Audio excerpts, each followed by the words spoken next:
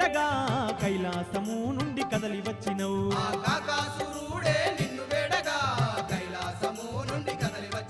మల్లె పూలతో మనసార నిన్ను గొలవగా